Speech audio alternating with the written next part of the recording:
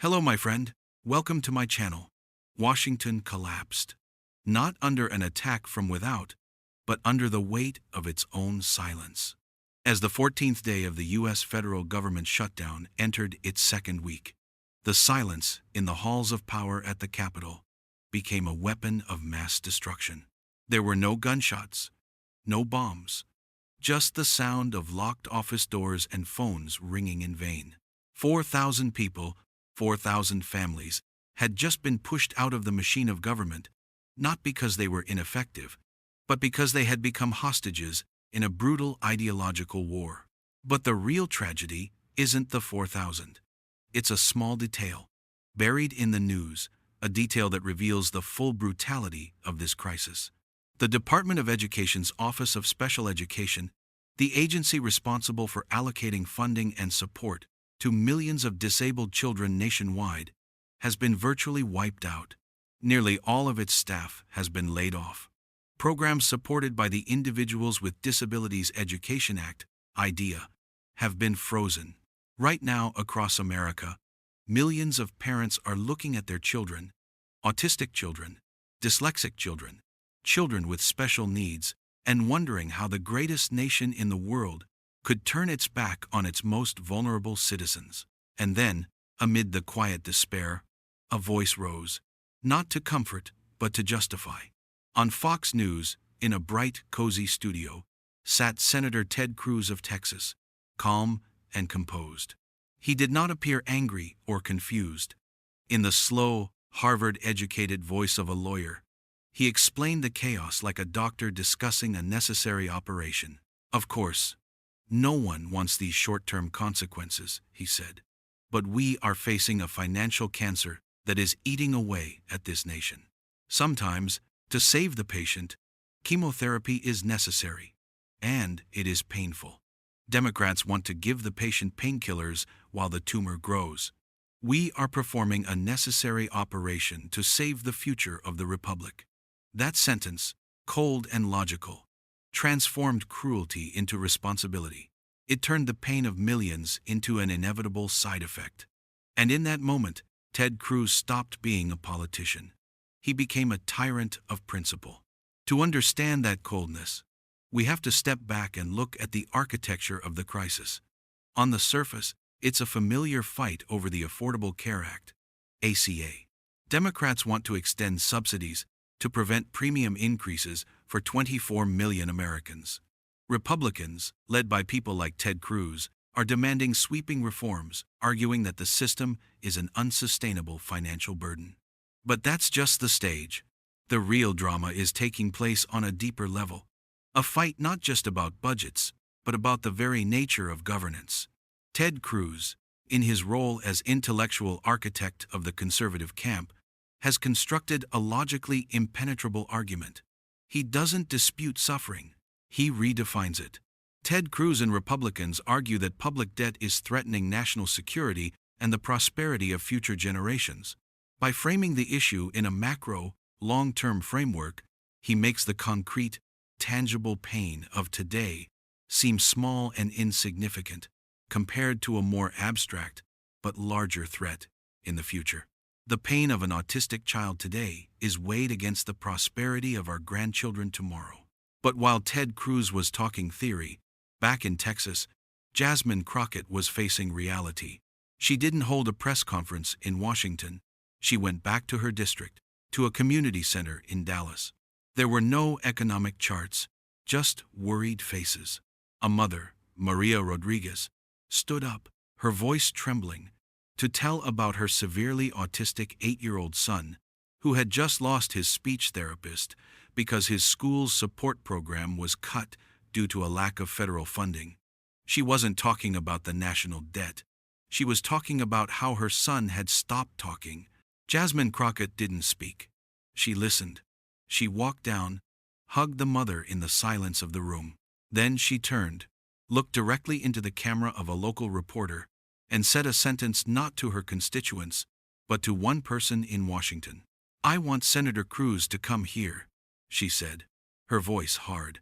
"I want him to explain the financial cancer to Miss Rodriguez. I want him to look this mother in the eye and tell her that her son's silence is an acceptable side effect of fighting for his principles. That statement was a bombshell. It didn't argue policy. It turned the fight into a test of humanity.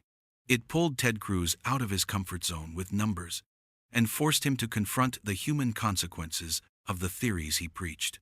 The inevitable confrontation came a few days later on Meet the Press. It wasn't a debate, it was a collision of two universes. Ted Cruz, well prepared, pounced.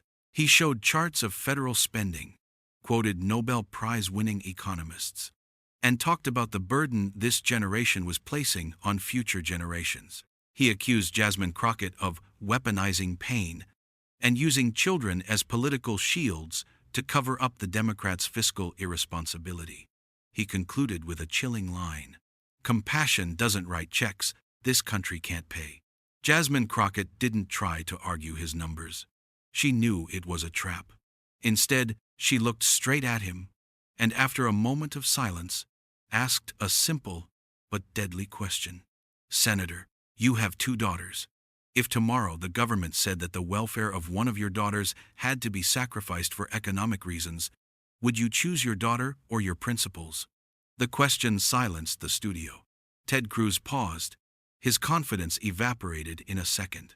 No matter how he answered, he lost. If he said he chose his son, his entire argument about the necessary sacrifice would collapse.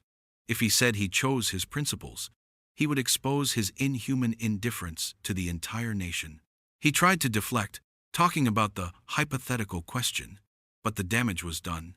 Jasmine Crockett had turned the macro debate into an inescapably personal one. She had demonstrated that behind every abstract principle, there is a human being who pays the price. And that's where we have to look at the specter behind all of this. Donald Trump.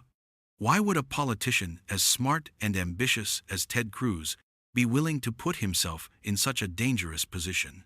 The answer lies not in the Senate, but in Mar-a-Lago. This government shutdown is, in essence, Ted Cruz's audition for the role of Trump's successor. Ted Cruz was one of the central figures in the 2013 government shutdown, also over Obamacare, an act that cemented his status as an uncompromising conservative. He is repeating that strategy, but this time, the audience is not just traditional conservatives, but MAGA voters. By taking a no-compromise strategy to the extreme and ignoring the human consequences, he is proving to them that he has the same toughness and willingness to disrupt the system that they admire in Trump. In the post-Trump Republican Party, governance has become secondary to performance. Allegiance to Trump's uncompromising ideology has become the most important yardstick, and ruthlessness is no longer a flaw, it is a testament to steadfastness. Donald Trump doesn't need to give orders. His legacy has created a political environment where cruelty is disguised as principle, where politicians like Ted Cruz are willing to take that path to gain power. The victims aren't just the 4,000 people who lost their jobs or the children with disabilities. The biggest victim is the very idea that government exists to serve and protect the people, especially the most vulnerable. The public pressure from the televised confrontation became unbearable. Polls showed that public support for the Republican Party's position had plummeted. The images of weeping mothers on television were more powerful than all of Ted Cruz's economic charts. Eventually, a deal was reached. A temporary funding bill was passed, the government reopened, and ACA subsidies were briefly extended. On the surface, the crisis was over, but it was an illusion. Nothing was really resolved. The war was merely paused. Jasmine Crockett may have won the battle of public opinion, but Ted Cruz also achieved his goal. He sent a clear message to MAGA voters that he was their warrior. And more importantly, this crisis has left a deep scar in the national consciousness.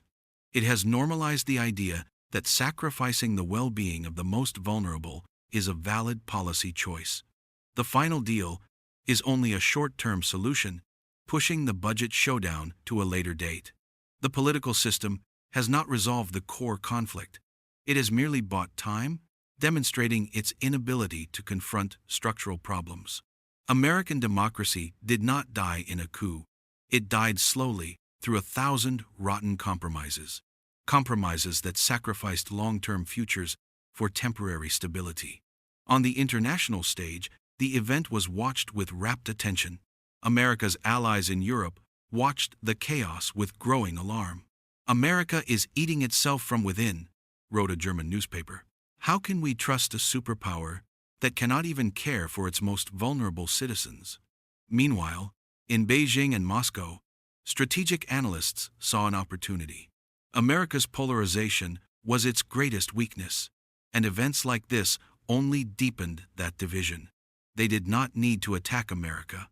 They could simply wait for it to collapse on its own. The contest between Crockett and Cruz is not just an American story. It is a 21st century parable, a battle between two social operating systems. One is the operating system of data-driven technocracy, of abstract principles and economic efficiency, a system willing to accept collateral damage for the greater good. The other is the operating system of humanism, of empathy and responsibility for the individual, a system that believes the worth of a society is measured by how it treats its most vulnerable members. This crisis has left us with a troubling question. Are we entering a new era where compassion is seen as a luxury, an unproductive emotion that impedes progress? Is the cold logic of spreadsheets winning over the human heart? Ted Cruz is not a cruel man. What makes him dangerous is that he truly believes he is right, that the principles he defends outweigh the pain they cause. That is cruelty from people of goodwill, and it is the hardest form of cruelty to resist. And as we look into the future, this fight will continue in many different forms. In debates about climate change, about artificial intelligence, about immigration, each time we will face the same fundamental choice.